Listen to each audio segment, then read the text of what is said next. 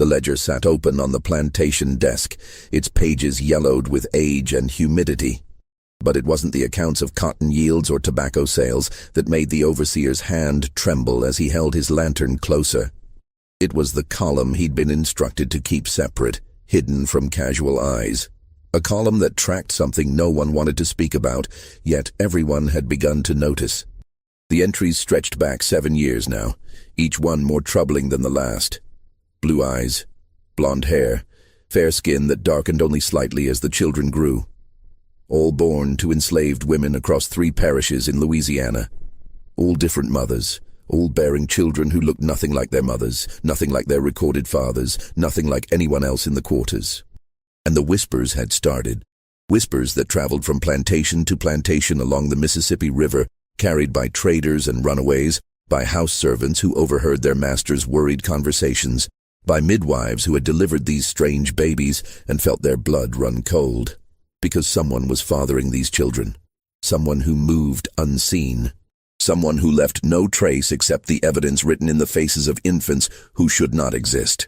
Before we continue with the story of Louisiana's most disturbing secret, make sure you're subscribed to this channel and hit that notification bell so you never miss stories like this.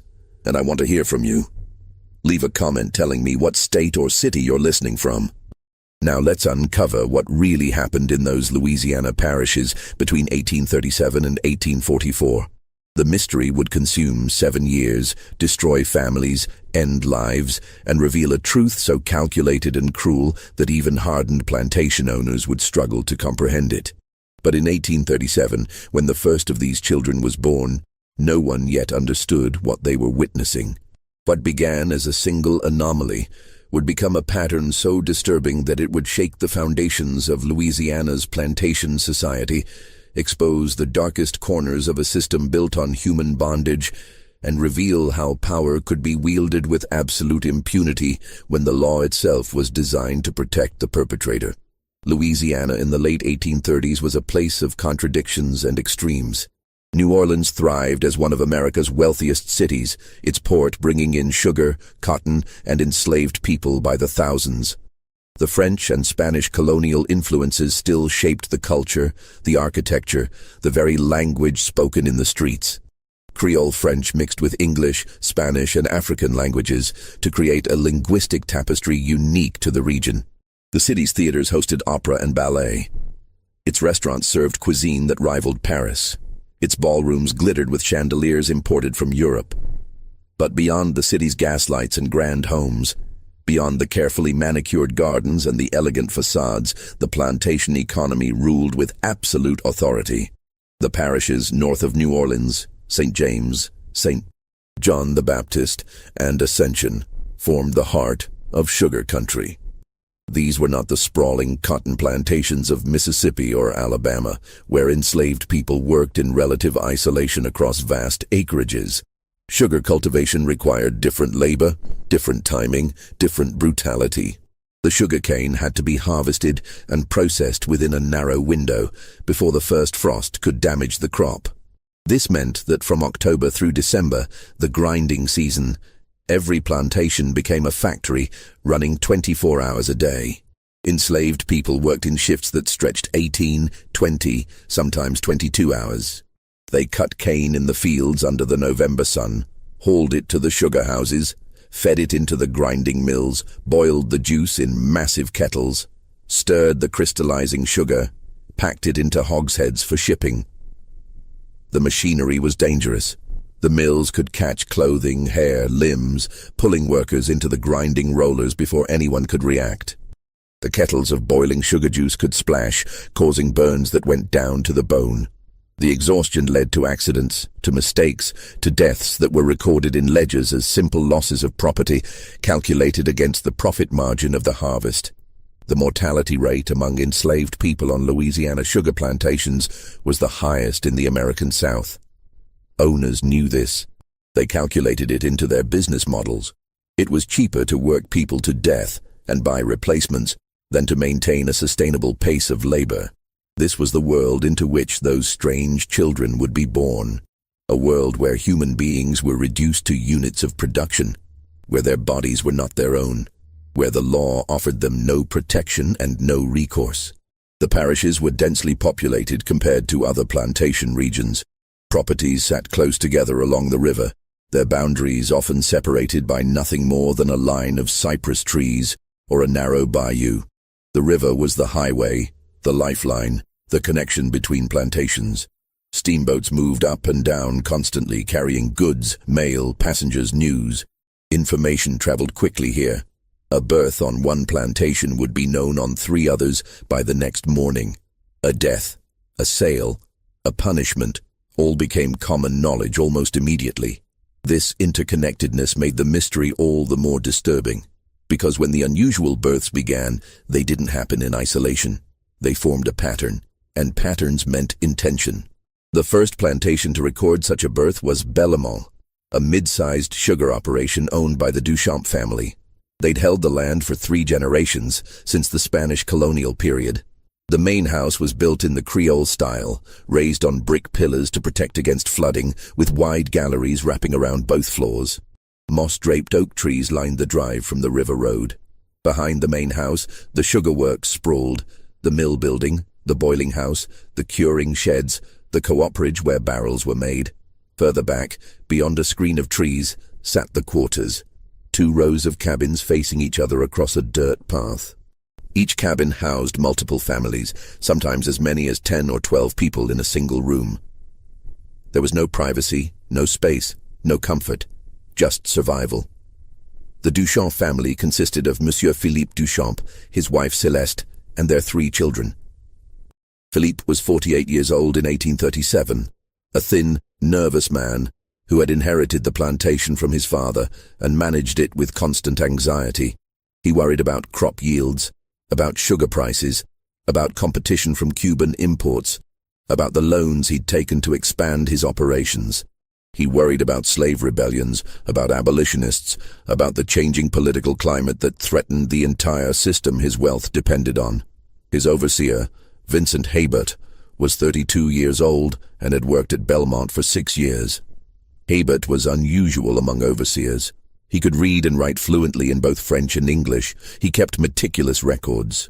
He had a reputation for being firm but not unnecessarily cruel, for maximizing productivity through organization rather than through terror. This made him valuable to Duchamp, who lacked the stomach for the violence that many plantation owners considered necessary. Hebert lived in a small house between the main residence and the quarters, positioned so he could monitor both. He rose before dawn every day, made his rounds, assigned work details, tracked progress, recorded everything in his ledgers. He knew every enslaved person on the plantation by name, knew their skills, their weaknesses, their family connections. This knowledge was power, and Hebert wielded it carefully. It was Hebert who first noticed the anomaly in March of 1837, and it was Hebert who would spend the next 7 years trying to understand what it meant. The child was born just before dawn on March 14, 1837, delivered by an elderly enslaved midwife named Josephine, who had brought more than 200 babies into the world over her 60-some years. Josephine had been born in Saint-Domingue before the Revolution, before it became Haiti. She'd been brought to Louisiana as a young woman and had survived everything. The transition from French to American rule, multiple changes of ownership, the deaths of her own children, the endless grinding labor of the sugar harvest. She'd seen every complication, every variation, every tragedy that childbirth could bring. Breech births, stillbirths, mothers who bled out on the cabin floor, babies born too early to survive, twins tangled together, infections that turned to fever and death. She'd learned to keep her face neutral, to show no emotion, to simply do the work and move on to the next crisis. But when she cleaned the newborn girl and saw her features in the lamplight, she felt something she rarely experienced: genuine fear. The mother was a woman named Marie, dark-skinned, strong, 23 years old. She'd been born on Bellemont, had known no other life. Her mother had died in the sugar house when Marie was 12, caught by the grinding mill, her screams cut short as the machinery pulled her in. Marie had watched it happen. She'd been standing 10 feet away, unable to move, unable to help. unable to do anything but witness. After that, Marie had become quiet. She spoke only when necessary, kept her eyes down, did her work without complaint. She'd been paired with a man named Thomas when she was 18, a pairing arranged by Hebert to produce children who would become plantation property. Thomas was a field hand, strong and reliable, 25 years old. They lived together in one corner of a cabin they shared with 3 other families. Marie had given birth to one child already, a boy named Jacques, who was now 4 years old. He looked like his parents, dark skin, dark eyes, tightly coiled hair. He was healthy, bright, already being trained to work in the fields. This second child should have looked the same. Every expectation, every understanding of heredity, every observation of how children resembled their parents suggested that this baby would have dark skin, dark eyes, dark hair. Instead, when Josephine wiped away the birth fluids and held the infant up to the lamp, she saw pale skin, hair so blonde it was almost white, and eyes the color of a clear winter sky. Josephine wrapped the child quickly, her mind racing. She'd heard stories, of course, passed down from older midwives, stories that went back generations. Stories of children born looking different from their parents, explained away by distant ancestry, by bloodlines that carried hidden traits. The old women spoke of how African peoples had mixed with Arab traders, with Portuguese sailors, with the various peoples who had moved across the continent over centuries. Sometimes those distant mixtures would resurface, they said, producing a child with lighter skin or different features. But this was different. This wasn't a slightly lighter complexion or looser curl pattern. This child looked as though she'd been born to a Swedish immigrant, not to Marie. The features were completely European. The narrow nose, the thin lips, the bone structure of the face. When Marie saw her daughter, she didn't speak. She simply stared, her exhaustion replaced by something else. Recognition, perhaps, or resignation. Her hands shook as she took the baby, and Josephine saw tears begin to slide down her face. "Does she look like anyone you know?" Josephine asked quietly, a question that carried more weight than its simple words suggested. Marie's silence was answer enough. She held her daughter close, rocking slightly, and Josephine saw in her face a grief so profound it seemed to fill the small cabin. Thomas arrived an hour later, coming from the fields where he'd been working the night shift during grinding season. He stopped in the doorway when he saw the child, his face going blank with shock. "That's not mine," he said flatly. "She is yours," Marie whispered. "She is. Look at her. Look at her and tell me that's my child." "Thomas, please." "Who was it?" His voice was rising now, dangerous. "Who did you—" "No one," Marie said, her voice breaking. "I swear to you, no one. I don't understand this. I don't understand." Josephine intervened, stepping between them. "This happens sometimes," she said, though she didn't believe it herself. "Old blood coming through. Ancestors from long ago." Thomas stared at the baby, at Marie, at Josephine. Then he turned and walked out of the cabin without another word. By midday, everyone on Bellemont knew about the birth. The news spread through the quarters like wildfire. People came to see for themselves, crowding into the cabin, staring at the impossible child. Some whispered about curses, about spirits, about punishments from God. Others were silent, their faces troubled, as though they understood something they couldn't or wouldn't speak aloud. By evening, the news had reached 2 neighboring plantations, carried by enslaved people who had relatives on other properties, by traders who stopped at multiple landings along the river, by the invisible network of communication that existed beneath the surface of plantation society. By the end of the week, Vincent Hebert had been called to the main house to explain the situation to Monsieur Duchamp. Hebert walked up the oak-lined drive with a sense of dread. He'd already questioned Marie, gently at first, then with increasing pressure.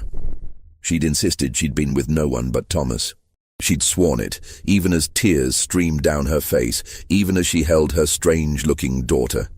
He'd questioned Thomas, who'd refused to accept the child as his own, who'd moved out of the cabin and requested reassignment to a different work crew. He'd questioned other enslaved people who lived in the same cabin, who might have seen or heard something. No one had any information. Or if they did, they weren't sharing it. Duchamp was pacing his study when Hébert arrived, his thin face pinched with worry. The room smelled of pipe tobacco and old books. A portrait of Duchamp's father hung over the fireplace, stern and judgmental. "Sit down, Hébert. Tell me what happened." Hébert sat in the chair across from Duchamp's desk and laid out the facts as he knew them. The birth, the child's appearance, Marie's insistence that she'd been with no one but Thomas, the lack of any evidence or testimony to suggest otherwise. "It's not possible," Duchamp said, resuming his pacing. "Thomas is the father. It's in the records. I have the breeding records right here." He pulled out a ledger, flipped through pages. Marie and Thomas paired in 1832. First child born 1833. This is the second. Thomas is the father. "Yes, sir," Hebert replied carefully. "That's what the records show, but the child—" "I don't care what the child looks like," Duchamp interrupted, his voice sharp with anxiety. "There's an explanation. There must be. Mixed ancestry, perhaps. Some distant relative. These things happen. Sir, I've seen mixed ancestry. This is different. This child looks completely European." Duchamp stopped pacing and stared at Hébert. "What are you suggesting?" "I'm not suggesting anything, sir. I'm simply reporting what I've observed. Because if you're suggesting that someone, that one of us—" Duchamp couldn't finish the sentence. The implication was too dangerous, too scandalous. "I'm not suggesting anything," Hebert repeated. "I'm asking what you want me to do." Duchamp sat down heavily in his chair. He looked suddenly older, more tired. "Record the birth. Note the unusual appearance. But the father of record remains Thomas. Is that clear?" "Yes, sir." "And Hébert, I don't want this discussed. Not with the other overseers, not with anyone. It's a private matter, an anomaly, nothing more." "Yes, sir." Hébert left the main house with a troubled mind. He understood Duchamp's position. Any suggestion that a white man had fathered a child with an enslaved woman would be scandalous, but it wouldn't be shocking. Such things happened, though they were rarely acknowledged openly. The real problem was the implication of force, of violation, because Marie insisted she'd been with no one but Thomas. Which meant, if the child wasn't Thomas's, then something had happened to Marie without her consent. And if that was true, if someone had violated an enslaved woman on Duchamp's property, it raised questions about security, about control, about the order that was supposed to govern plantation life. It suggested that someone had access to the quarters, to the women, without oversight or consequence. Hebert went back to his house and opened his personal journal, separate from the official plantation records. He wrote down everything he knew about the birth, about Marie's testimony, about the child's appearance. He dated the entry carefully, March 14th, 1837. He had no way of knowing that this entry would be the first of many, that he was documenting the beginning of something that would consume the next 7 years of his life. The child was named Claire. Marie tried to care for her, tried to love her, but the baby was a constant reminder of something Marie couldn't explain and couldn't escape. Thomas never acknowledged Claire as his daughter. He avoided Marie, avoided the cabin where she lived, avoided even looking at the child when their paths crossed. The other enslaved people on Belmont were divided in their reactions. Some felt sympathy for Marie, understanding that something terrible had happened to her, even if she couldn't or wouldn't speak of it. Others were suspicious, believing she must have been with someone, must have done something to bring this situation on herself. A few were frightened, sensing that Claire's existence meant something dangerous, something that threatened them all. Claire grew. She was a healthy baby, meeting all the normal milestones, but her appearance became more striking as she aged. Her hair grew in thick and blonde. Her eyes remained that startling blue. Her skin stayed pale, burning easily in the Louisiana sun. By the time she was 6 months old, she looked like a Nordic child who had somehow ended up in the quarters of a Louisiana plantation. The contrast between her appearance and her surroundings was jarring, disturbing, impossible to ignore. And then, 14 months after Claire's birth, it happened again. The second birth occurred on a plantation called Riverside, 6 miles upriver from Belmont. Riverside was larger than Belmont, with more acreage under cultivation and a larger enslaved population. The owner was a man named Etienne Broussard, 55 years old, a second-generation Louisiana planter whose family had made their fortune in the sugar trade. Broussard was known for running a profitable operation.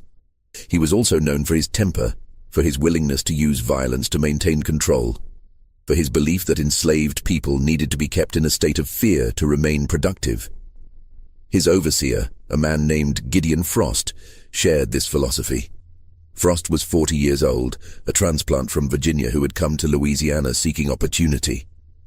He was tall, broad-shouldered, with a face weathered by sun and wind. He carried a whip coiled at his belt and wasn't afraid to use it. The enslaved people at Riverside feared him, and Frost believed that fear was the foundation of good management. The mother was a woman named Delphine, 20 years old, who worked in the main house as a laundress. She'd been selected for this position because of her quiet demeanor, her efficiency, her ability to remain invisible. House servants had to master this skill.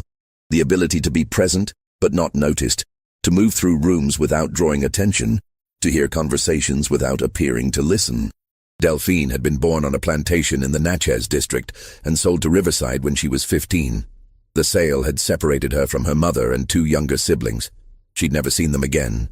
This loss had hollowed her out, left her with a kind of emptiness that she filled with work, with routine, with the small comforts she could find. A moment of rest, a full meal, the absence of pain. She'd been paired with a field hand named Samuel, 22 years old, strong and quiet. They lived together in the quarters, shared a space in one of the cabins. Their relationship was cordial but not close. They were 2 people thrown together by someone else's decision, making the best of circumstances neither had chosen. When Delphine discovered she was pregnant, she felt a mix of emotions. Fear, because pregnancy meant vulnerability, meant pain, meant the possibility of death, but also a small, fragile hope.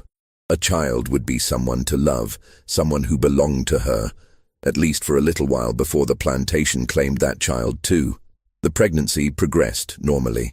Delphine continued her work in the laundry, hauling water, scrubbing clothes, hanging them to dry in the humid air. As her belly grew, the work became harder. But she didn't complain. Complaining led to punishment. She gave birth in May of 1838, attended by the plantation midwife, a woman named Ruth. The labor was long and difficult, lasting through the night and into the next day. But finally the baby was born. A boy, healthy, crying lustily. Ruth cleaned the infant and then stopped, her hands frozen, her face going pale. "What is it?" Delphine asked, exhausted, reaching for her son. "What's wrong?" Ruth didn't answer. She simply handed the baby to Delphine and stepped back, her expression troubled. Delphine looked down at her son and felt the world tilt. The baby had blonde hair, blue eyes, and skin so pale it seemed translucent. He looked nothing like her, nothing like Samuel, nothing like anyone in her family. "No," she whispered. "No, this can't. Who's the father?" Ruth asked quietly. "Samuel. Samuel is the father. I haven't been with anyone else, I swear it." "Then how do you explain this child?"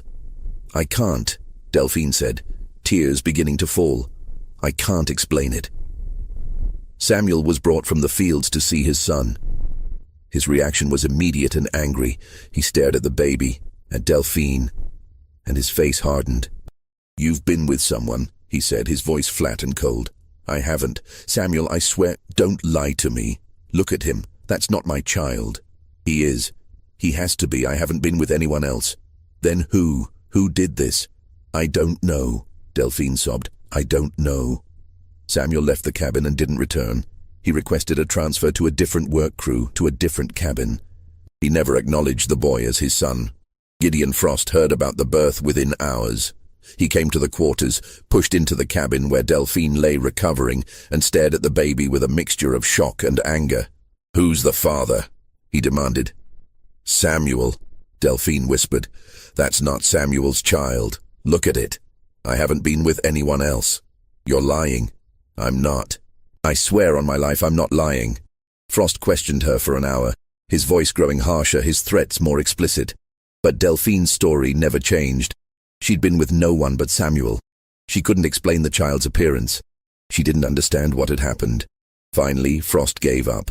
He reported the situation to Broussard, who reacted with fury. He accused Frost of not maintaining proper control, of allowing enslaved people to move freely, of failing in his duties. Frost defended himself, insisting that he ran a tight operation, that there was no way an outsider could have accessed the quarters without being noticed. The argument went in circles. Finally, Broussard ordered the birth recorded with Samuel as the father of record, despite the obvious impossibility. The matter was to be closed, not discussed, forgotten. The baby was named Jean, and like Claire before him, he was a living impossibility, a child who shouldn't exist. When news of Jean's birth reached Belmont, Vincent Heber felt a cold certainty settle in his chest. This wasn't coincidence. This wasn't random genetic variation. This was something else, something deliberate, something that was happening across multiple plantations. He pulled out his personal journal and made a new entry, carefully noting the date of Jean's birth, the plantation where it occurred, the mother's name, the circumstances. He placed this entry next to his notes about Claire's birth and stared at the two entries, looking for connections. Both mothers had been working in or near the main houses of their respective plantations. Marie had been called up from the fields to help with cleaning during a period when Belmont's regular house staff was short-handed. Delphine already worked in the house, but she'd been assigned to additional duties in the months before her pregnancy, including night work, cleaning and preparing rooms after the family had retired. Heber felt his pulse quicken. This was a pattern, a connection. It might mean nothing or it might mean everything. He began making inquiries, carefully, quietly. He spoke to traders who moved between plantations, asking casual questions about births, about unusual occurrences, about gossip they might have heard. He questioned enslaved people who had relatives on other properties, listening to their conversations, noting details. And he waited. Because if his suspicions were correct, if this was a pattern rather than a coincidence, then it would happen again. He was right.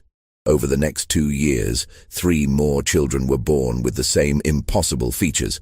Each birth followed the same pattern. An enslaved mother with dark features, a recorded father who matched her appearance, and a child who looked nothing like either parent. The third child was born at a plantation called Oakmont in November of 1838. The mother was a woman named Isabel, 25 years old, who worked in the main house as a cook's assistant. The baby was a girl with blonde hair and blue eyes. Isabel insisted she'd been with no one but her partner, a man named Gabriel. No one believed her, but no one could prove otherwise. The fourth child was born at a plantation called St. Clair in March of 1839. The mother was a woman named Thérèse, 19 years old, who had been brought up from the quarters to help serve at a dinner party 2 months before her pregnancy began. The baby was a boy with the same distinctive features. Thérèse's partner, a man named Antoine, refused to acknowledge the child. The fifth child was born at a plantation called Magnolia Grove in September of 1839. The mother was a woman named Pauline, 22 years old, who worked in the laundry. She'd been called to the main house to help with cleaning during a period when the regular staff was occupied with other duties. Her baby was a girl, blonde and blue-eyed. Her partner, a man named Louis, left her after the birth. Vincent Heber documented each birth in his private journal. He noted the dates, the plantations, the mother's names, their work assignments. He created a map, marking each location where a birth had occurred. The plantations were spread across 3 parishes, but all were within a 15-mile radius along the Mississippi River. He also noted something else, something that had taken him months to piece together. A name that appeared in the background of each situation, never prominently, never obviously, but always there. Dr. Marcus Levine. Levine was a physician, 42 years old, unmarried, respected throughout the parishes. He'd been born in Louisiana to a French father and a Creole mother. He'd been sent to Paris to study medicine at the age of 18, had spent 8 years there, and had returned to Louisiana in 1825 to establish his practice. He was known for his skill, particularly in treating fevers and infections that were common in the humid Louisiana climate. He was also known for his discretion, his willingness to treat delicate matters without gossip. his ability to keep secrets. This made him popular among the planter families, who valued privacy above almost everything else.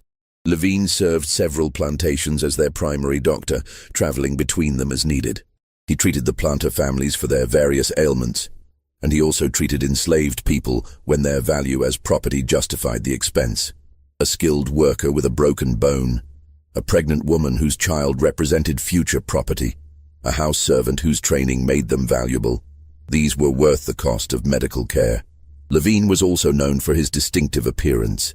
He was tall and thin, with pale blonde hair that he wore longer than was fashionable, and striking blue eyes that seemed to see through people. He dressed well, but not ostentatiously, in dark suits that emphasized his pale coloring. He moved with a kind of deliberate grace, speaking softly, never raising his voice, always maintaining perfect control. Heber had met Levine several times over the years. The doctor had been called to Belmont to treat Madame Duchamp for a fever, to set a broken arm for a field hand who'd been injured during harvest, to attend to various minor ailments. Heber had found him professional, competent, and oddly cold. There was something about Levine that made Heber uncomfortable, though he couldn't quite identify what it was. Now, reviewing his notes, Hebert saw the pattern. Levine had been present at or near each plantation during the crucial time periods before the pregnancies began. He'd attended a social gathering at Belmont in December of 1836, 3 months before Marie conceived. He'd been called to Riverside to treat Madame Broussard for a respiratory infection in February of 1838, 3 months before Delphine conceived. He'd delivered a baby for the owner's wife at Oakmont in August of 1838, 3 months before Isabel conceived. He'd examined an injured worker at St. Clair in December of 1838, 3 months before Thérèse conceived. He'd attended a dinner party at Magnolia Grove in June of 1839, 3 months before Pauline conceived. Always there, always in the background, always with access. Hebert's hands shook as he made these connections. He reviewed his notes again and again, checking dates, cross-referencing visits, looking for any mistake in his reasoning. But the pattern held. It was too precise to be coincidence. But having a suspicion and proving it were entirely different matters. Hebert had no direct evidence, no witnesses, no confession. He had only a pattern, a series of coincidences that seemed too precise to be accidental. He needed to speak to the women. If Levine was responsible, then the women would know. They might not be able to speak openly, might not be willing to accuse a white man, especially a respected doctor. But they would know. Hebert started with Marie since she was on his own plantation. He found her in the fields one afternoon, working with a hoe, her daughter Claire strapped to her back in a cloth sling. Claire was now 2 years old, her blonde hair bright in the sun. "Marie," Hebert said quietly, approaching her, "I need to speak with you." Marie looked up, her face guarded. "Yes, sir." "About Claire, about her father." Marie's expression closed completely. "Thomas is her father, sir. That's what the records say." "Marie, I know that's not true, and I think you know it too." "I don't know what you mean, sir." "I think someone hurt you, someone you couldn't refuse, someone who had power over you." Marie was silent for a long moment. Then she said, very quietly, "Even if that were true, sir, what difference would it make? I'm property. Property can't be hurt. Property can't refuse. Property has no rights." "Marie, I have nothing more to say, sir. Thomas is Claire's father. That's what the records show." She turned back to her work, and Hebert knew he would get nothing more from her. The wall she'd built around this secret was impenetrable. He tried with the other women, traveling to the other plantations on various pretexts, finding opportunities to speak with Delphine, with Isabel, with Thérèse, with Pauline. Each conversation went the same way. The women insisted they'd been with no one but their recorded partners. They had nothing more to say. The wall was always there, impenetrable. Heber understood. These women had no legal standing, no rights, no recourse. If they accused a white man, especially a respected doctor, they would not be believed. They would be punished for lying, for making trouble, for threatening the social order. Their children might be sold away, their lives might become even more unbearable than they already were. Silence was their only protection, however inadequate. Hebert decided he needed to take his findings to someone with more authority, someone who might actually be able to act on the information. He chose Judge Armand Thibault, a respected figure in St. James Parish. Thibault was 60 years old, a lawyer who had been appointed to the bench 15 years earlier. He was known for his fairness within the constraints of the system, for his willingness to address difficult matters, for his intelligence and his integrity. Hebert requested a meeting, and Thibault agreed to see him. They met in Thibault's office in the parish courthouse, a humid afternoon in July 1840. The office was lined with law books and papers covered every surface. Thibault sat behind his desk, a large man with grey hair and shrewd eyes. Hebert laid out his evidence carefully. He showed Thibault his map, with the plantations marked. He showed him his timeline, with the dates of the births and the dates of Lavigne's visits. He explained the pattern, the connection, the impossibility of coincidence. Thibault listened in silence, his expression growing darker as Hebert spoke. When Hebert finished, Thibault sat back in his chair and was quiet for a long moment. "This is a serious accusation," Thibault said finally. "I know, sir. That's why I've brought it to you. Do you have any direct evidence? Any testimony from the women?" "No, sir. They won't speak, or can't speak. I've tried." Thibault stood and walked to his window, looking out at the street below. The courthouse was in the center of the parish seat, a small town that served the surrounding plantations. The street was busy with afternoon traffic, wagons, horses, people going about their business. "You understand what you're suggesting?" Thibault said, his back still to Hebert. "Dr. Lavigne is a respected member of this community. His family has been here for generations. His father was a prominent merchant. His mother came from one of the old Creole families. To accuse him of this, without solid proof, would be devastating. It would destroy his reputation, his practice, his life. I understand, sir, but the children exist. The pattern exists.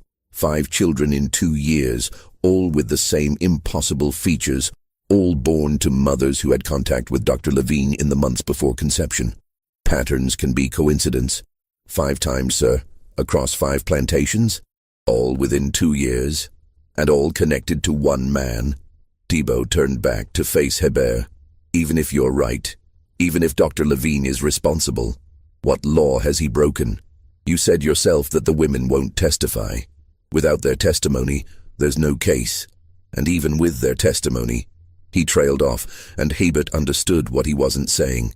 Even with testimony, enslaved women had no legal standing.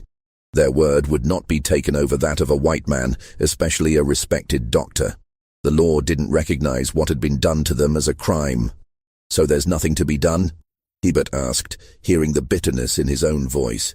"I didn't say that," Thibault replied. "I'll make inquiries. Discreetly. I'll speak to some of the plantation owners, ask questions, see what I can learn. But I want you to stop your investigation. If word of this spreads, if accusations start flying without proof, it will cause panic and damage that we may not be able to contain. Do you understand?" "Yes, sir. Go back to Bellamont. Say nothing to anyone. Let me handle this." Hebert left the courthouse with a mixture of relief and frustration. He'd done what he could. The matter was now in official hands, but he couldn't shake the feeling that nothing would come of it, that the truth would be buried under the weight of reputation and social standing. He was right. Judge Thibault did make inquiries, but they were so discreet as to be nearly invisible. He spoke to 3 of the plantation owners privately in carefully arranged meetings that left no public record. He asked vague questions about Dr. Lavigne's visits, about unusual occurrences, about the births of the distinctive-looking children. The responses were uniformly defensive. The plantation owners saw the questions as threats to their property values, their reputations, their social standing. They insisted there was nothing unusual, nothing that required investigation. The children were anomalies, genetic quirks, nothing more. Etienne Broussard, the owner of Riverside, was particularly hostile. He met with Thibault in his study, a room dominated by a massive desk and portraits of his ancestors. "Are you suggesting that I don't know what happens on my own property?" Broussard demanded, his face flushed with anger. "That I can't control my own people? This is insulting, Armand. Deeply insulting." "I'm not suggesting anything of the kind," Thibault replied calmly. I'm simply following up on some concerns that have been brought to my attention. Concerns? What concerns? That some babies were born with light skin. That happens sometimes. Mixed ancestry, distant bloodlines. It's not unusual. 5 babies in 2 years, Etienne. All on different plantations, all with the same distinctive features. So, that's coincidence. Nothing more. And all the mothers had contact with Dr. Lavigne in the months before conception. Broussard's face went from flushed to pale. What are you implying? I'm not implying anything, I'm stating a fact. Dr. Lavigne is a respected physician. He's treated my family for years. He's above reproach. I'm sure he is. But the pattern? There is no pattern, Broussard interrupted. There are coincidences, and I won't have you spreading rumors that could damage a good man's reputation or mine. Do you understand? Thibault understood. He understood that Broussard was more concerned about scandal than about truth, more worried about property values than about justice. He understood that pushing further would make enemies of powerful men, would damage his own position, would accomplish nothing. The other plantation owners gave similar responses. They were defensive, hostile, unwilling to consider that something wrong might have happened on their properties. To admit that would be to admit failure of control, failure of oversight, failure of the system itself.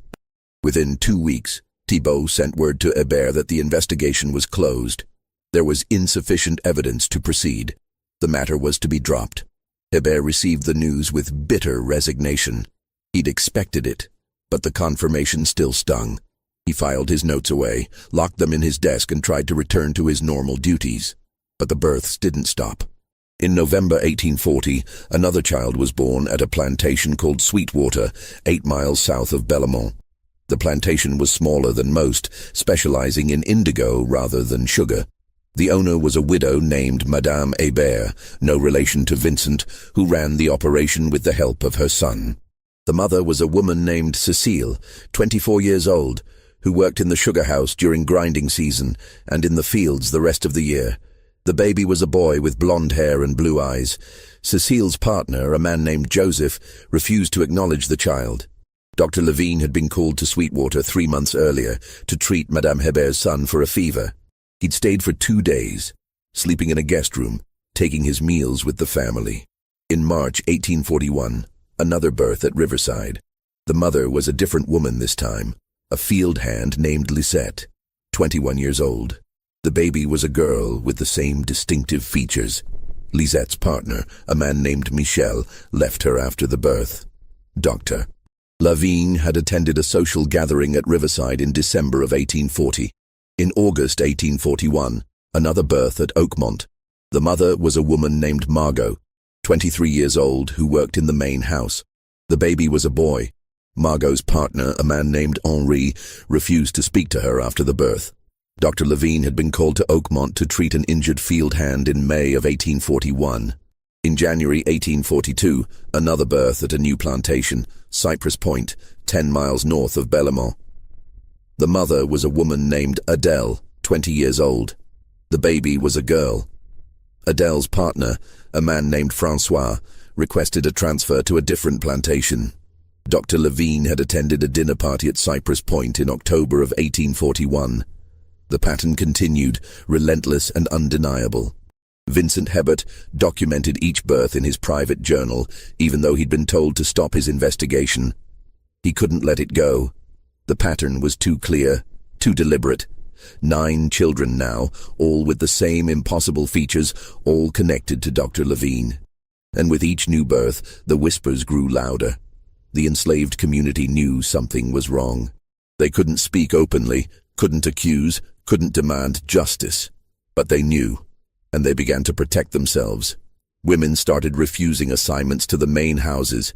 They claimed illness, injury, any excuse to avoid being called up from the quarters. When pressed, they became sullen, resistant, uncooperative. Overseers noticed the resistance and responded with punishment. Women were whipped for refusing work assignments, for claiming false illness, for insubordination. But the resistance continued. The women seemed willing to accept punishment rather than risk being called to the main houses. This created problems for the plantation operations. House servants were necessary for the smooth functioning of the main houses. Laundry had to be done, meals had to be prepared, rooms had to be cleaned. When women refused these assignments, the work fell to others, creating resentment and disruption. The tension on the plantations became palpable. Productivity dropped. Small acts of rebellion increased, tools broken, work slowed, minor acts of sabotage that couldn't be directly traced but accumulated into significant disruption. The plantation owners blamed their overseers for losing control. The overseers blamed the enslaved workers for being lazy and rebellious. No one wanted to acknowledge the real cause of the unrest, except Vincent Hebert. He saw what was happening, understood the fear that drove it. The women were protecting themselves the only way they could, through resistance and refusal, even at the cost of punishment. And he made a decision that would change everything. He began documenting the births again, but this time he didn't keep the information to himself. He shared it carefully and selectively, with other overseers, with traders, with anyone who might listen. He created copies of his map, his timeline, his evidence connecting Dr. Levine to each incident. He knew it was dangerous. He knew he was risking his position, possibly his life, but he couldn't stay silent anymore. The pattern was too clear, the injustice too great, the suffering too profound. The information spread slowly at first, then faster. Overseers talked to each other, comparing notes, sharing stories. Traders carried the information from plantation to plantation, from parish to parish. The whispers became conversations, the conversations became discussions. By the summer of 1842, the story was known throughout the 3 parishes. It was discussed in hushed conversations in plantation offices, in letters between plantation owners, in the careful language of people who understood they were approaching something explosive. The plantation owners tried to suppress the story, but it was too late. Too many people knew. The scandal was becoming public knowledge. And finally, inevitably, the story reached Dr. Marcus Levine himself. Levine's response was not what anyone expected. He didn't deny the accusations. He didn't flee. He didn't show any sign of shame or fear. Instead, he called a meeting. In September 1842, he sent formal invitations to the owners of all the affected plantations, asking them to gather at his home on a Thursday evening. He also invited Judge Thibault, several other prominent citizens, and, surprisingly, Vincent Hebert. The invitations were polite but firm. Levine wrote that he understood there had been questions about certain matters, and he wished to address these questions directly and comprehensively. He requested the courtesy of a hearing before any further action was taken. The plantation owners were caught off guard. The invitation itself was unusual, almost unprecedented. But they agreed to attend, curious about what Levine might say, how he might defend himself. Hebert received his invitation with a sense of dread. He didn't know what Levine was planning, but he knew it wouldn't be good. The meeting took place on a Thursday evening, September 15, 1842. The air was thick with humidity and the threat of rain. 15 men gathered at Levine's home, a modest but well-appointed house on the outskirts of the parish seat. The house was built in the American style rather than Creole, with a symmetrical facade and a central hallway. Levine greeted each guest personally as they arrived, shaking hands, making small talk, playing the role of gracious host. He was dressed impeccably in a dark suit, his blonde hair neatly combed, his blue eyes clear and steady. He showed no sign of nervousness or concern. When all the guests had arrived, Levine led them to his parlor, a room furnished with comfortable chairs arranged in a semicircle. A sideboard held decanters of whiskey and brandy, glasses, cigars. Levine invited the men to help themselves, to make themselves comfortable. The atmosphere was surreal.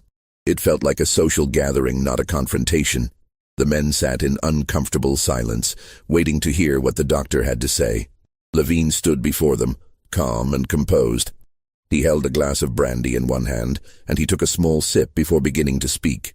"Gentlemen," he said, his voice quiet but clear, "I understand there have been questions about certain births that have occurred over the past several years. Questions about the appearance of these children, about their parentage, about my possible involvement." The room was absolutely silent. Every eye was fixed on Levine. "I want to address these questions directly and honestly," Levine continued. I believe that clarity is preferable to rumor, that truth is preferable to speculation. So let me be clear. Yes, I am the father of these children, all of them. The silence shattered into chaos. Men shouted, stood, demanded explanations.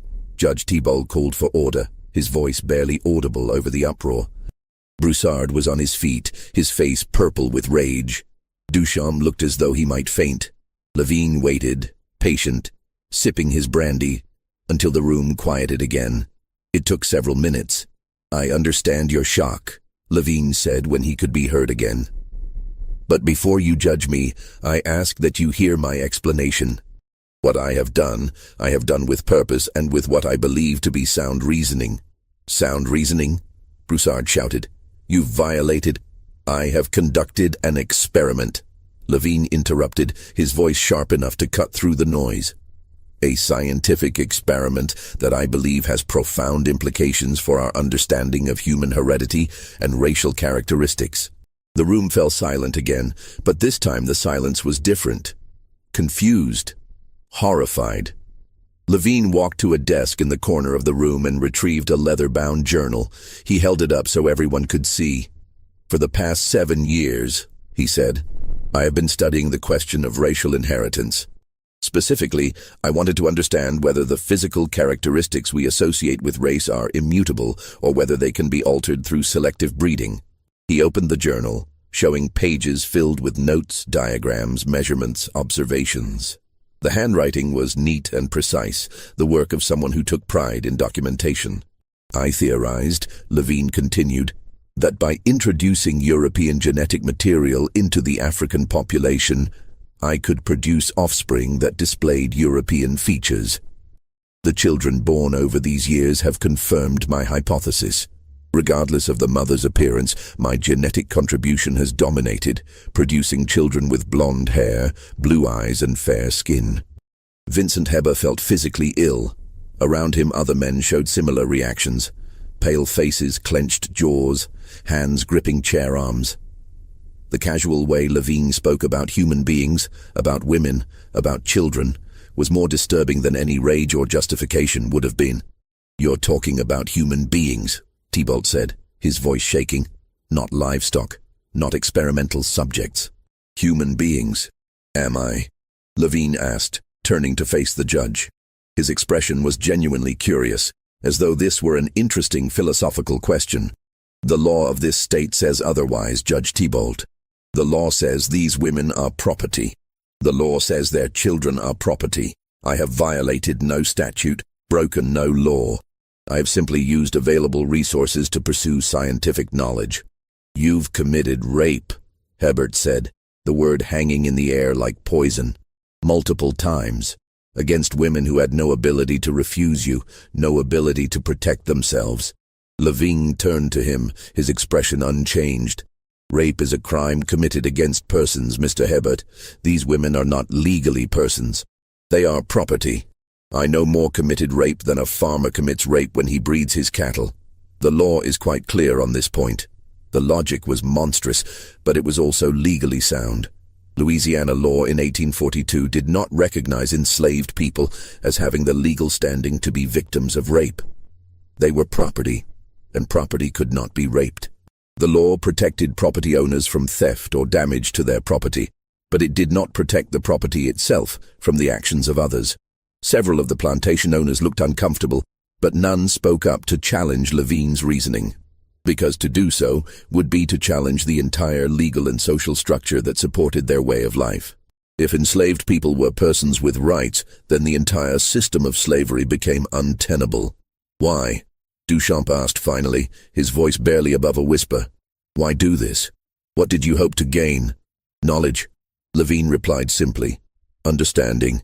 I wanted to prove that racial characteristics are not fixed, that they can be manipulated through selective breeding. This has implications for everything. For slavery, for colonization, for the future of human civilization. He walked back to the center of the room, his journal still in his hand. Consider the possibilities, he said, his voice taking on an almost evangelical quality. If we can alter racial traits through selective breeding, we can reshape entire populations. We can create workers ideally suited to specific climates and tasks. We can eliminate undesirable characteristics and enhance desirable ones. We can engineer the future of humanity itself. You're insane, someone muttered. I'm a scientist, Levine corrected. And my experiment has been successful. The children exist. The evidence is undeniable. I have proven that European traits dominate African traits in mixed offspring. This is valuable knowledge, gentlemen. Knowledge that could be used to advance our understanding of human biology, of heredity, of the very nature of race itself. Judge Thibault stood, his face flushed with anger and something else. Disgust, perhaps, or horror at what he was hearing. Dr. Lavigne, he said, his voice hard. Regardless of the legal technicalities, what you've done is morally reprehensible. You've caused immense suffering to women who had no ability to refuse you. You've destroyed families. You've disrupted multiple plantations. You've created a scandal that will damage this entire region. I've created knowledge, Levine replied calmly. What you do with that knowledge is your concern, not mine. I've documented everything in this journal and in others. My methods, my observations, my conclusions. This information will be valuable to future scientists, to future generations. You will leave this parish, Thibault said. You will cease your practice here, sell your property, and go. If you refuse, I will find a way to bring charges. Legal technicalities be damned. I will make your life here impossible. Levine smiled slightly, and the smile was somehow more disturbing than anything else he'd said. I've already made arrangements to leave, Judge Thibault. My work here is complete. I've gathered sufficient data. I'm relocating to Texas, where I plan to continue my research on a larger scale. The frontier offers opportunities that are not available in more settled regions. Get out, Broussard said, his voice shaking with rage. Get out of this parish. Get out of Louisiana. And if I ever see you again, I'll kill you myself. Levine set down his brandy glass and inclined his head slightly, as though accepting a compliment. I'll be gone within the week, he said. Thank you for coming, gentlemen. I thought it important that you understand the truth of what has occurred.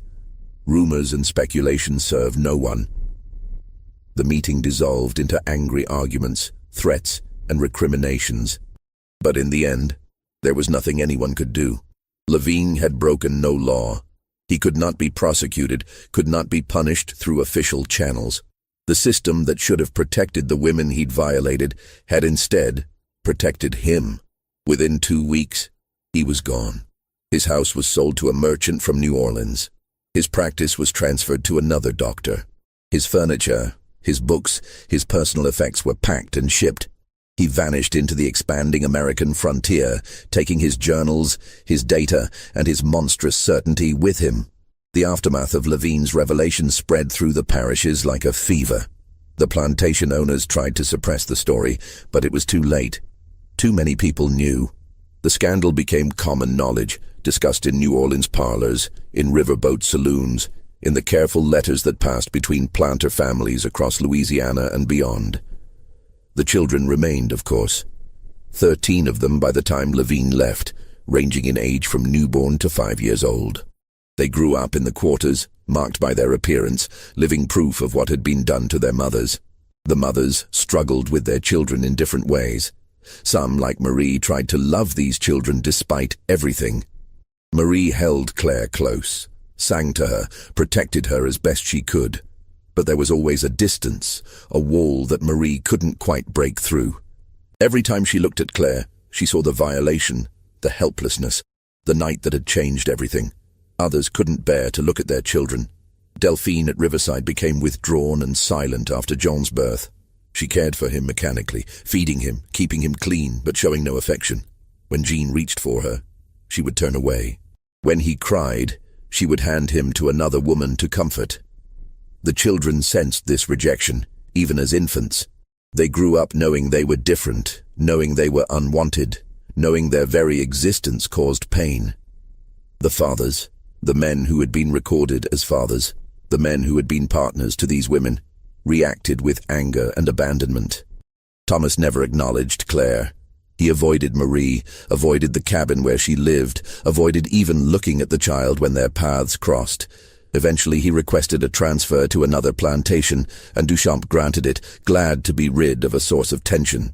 Samuel at Riverside did the same, so did Gabriel, Antoine, Louis, Joseph, Michel, Henri, François, and the others. These men had been paired with these women by their owners, forced into relationships they hadn't chosen.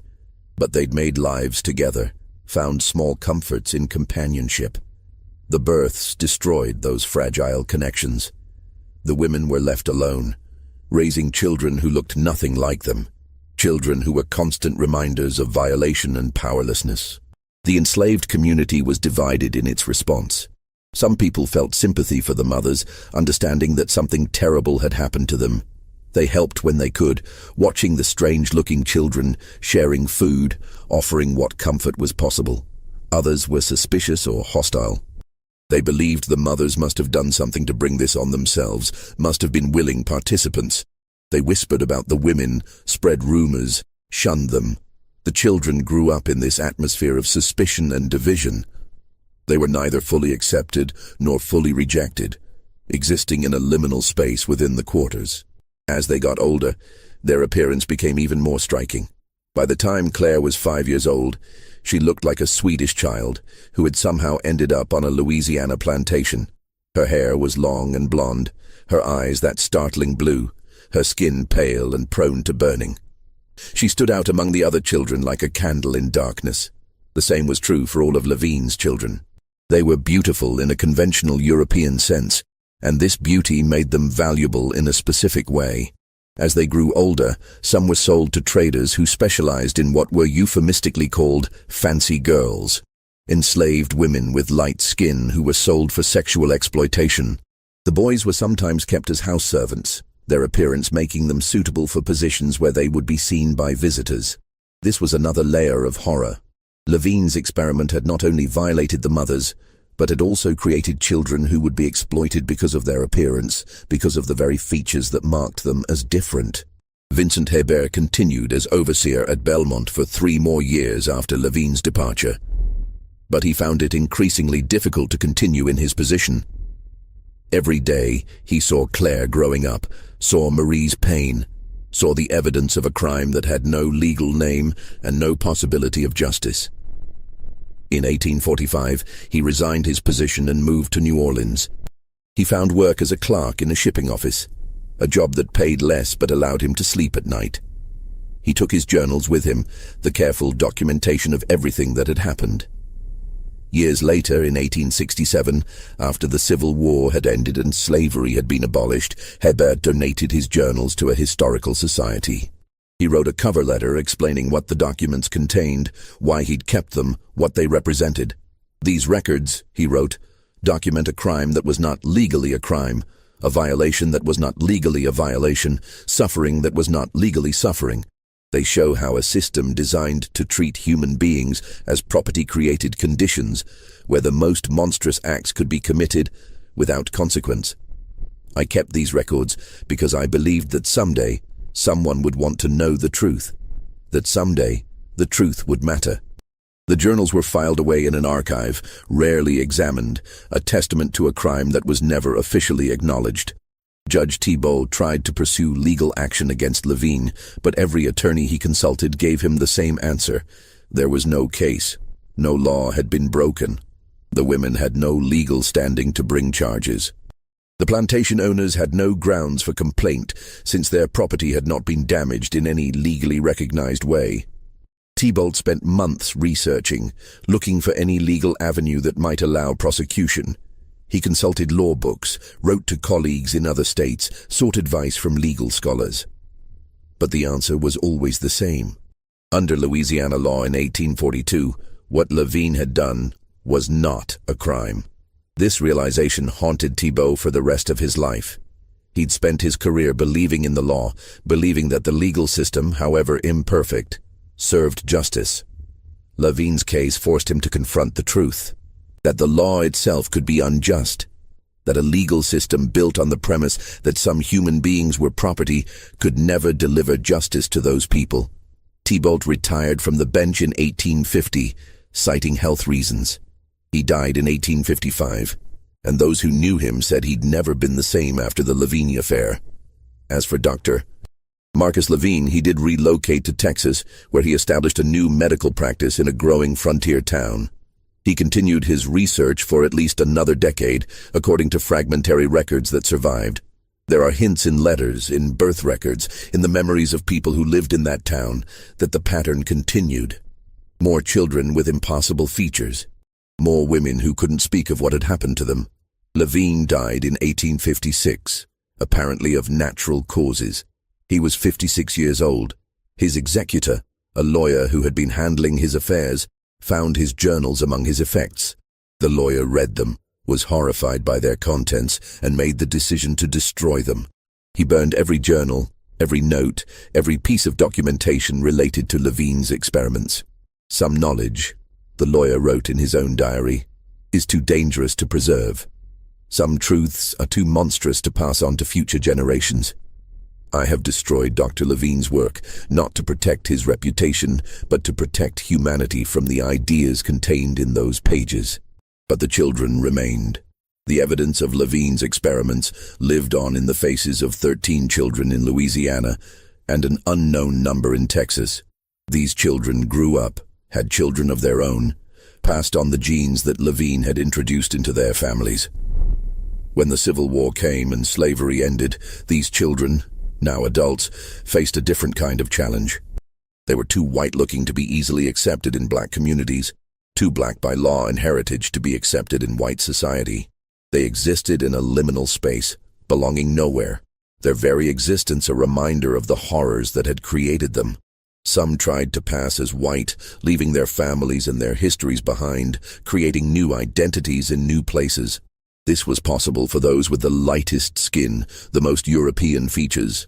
They disappeared into white society, married white spouses, raised children who never knew their true heritage. Others remained in black communities, accepting their outsider status, building lives despite the suspicion and questions that followed them. They married, had children, created families. Sometimes their children looked like them, blonde, blue-eyed, pale. Sometimes the African features reasserted themselves, producing children who looked more like their grandmothers than their parents. The genetic legacy of Levine's experiments continued for generations. Even today, more than 180 years later, there are families in Louisiana who occasionally produce a blonde-haired, blue-eyed child, despite having predominantly African ancestry. Most don't know the full story of their heritage.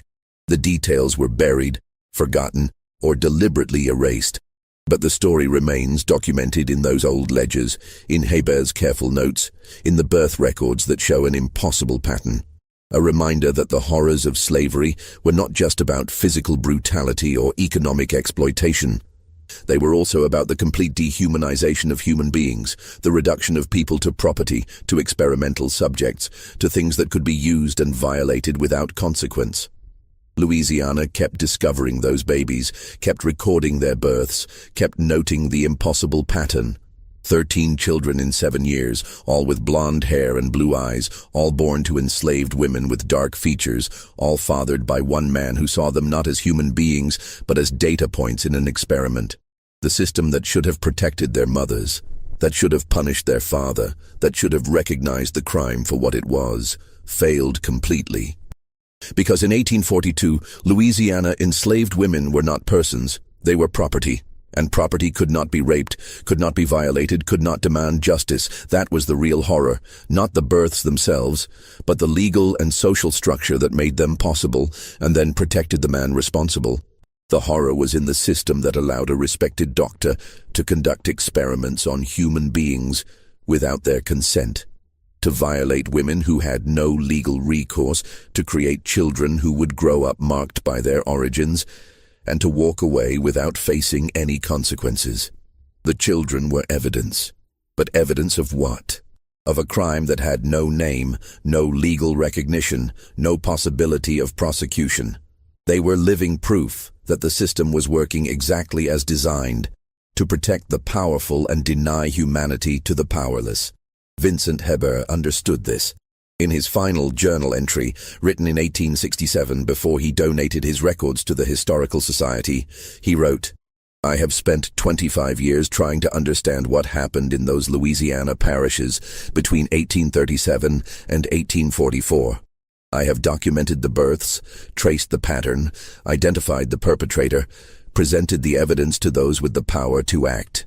And I have learned that sometimes the greatest crimes are those that are perfectly legal, that sometimes the most profound injustice is built into the very structure of the law itself. Dr. Levine committed no crime under Louisiana law. He violated no statute. He broke no rule. He simply used the system as it was designed to be used, treating human beings as property, as resources, as experimental subjects.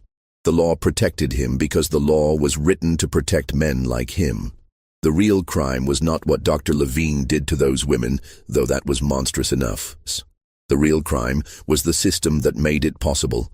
The law that denied those women any legal standing, any rights, any recourse. The real crime was slavery itself. I kept these records because I believed that someday the truth would matter. That someday people would want to know what happened, would want to understand how such things were possible. I kept these records as a warning, as a reminder, as evidence of what happens when we deny the humanity of other human beings. The children born from Dr. Levine's experiments are now adults. They carry the mark of their origins in their faces, in their features, in the genes they will pass to their own children. They are living reminders of a crime that had no name, a violation that had no legal recognition, suffering that was not legally suffering. I hope that future generations will read these records and understand. I hope they will see the truth of what happened and resolve never to allow such things again.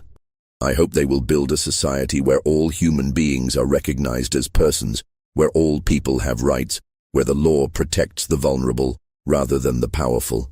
That is my hope. But I am not optimistic, because I have seen how easily we deny the humanity of others, how quickly we justify the unjustifiable, how readily we accept systems that benefit us at the expense of others. These records are my testimony. This is what I witnessed. This is what happened. May God have mercy on us all. This story reveals one of the darkest aspects of American history, the complete legal vulnerability of enslaved people and the ways that power could be abused without consequence. The case of Dr. Marcus Levine and the 13 children born from his experiments shows how a system built on the premise that some human beings are property created conditions where the most monstrous acts could be committed without any legal repercussion. What are your thoughts on this case? Do you think there are other similar stories that have been buried or forgotten in American history? Leave your comment below and share your perspective. If you found this story as disturbing and important as I did, please hit that like button, share this video with someone who appreciates historical truth, and subscribe to our channel for more deep dives into America's hidden past.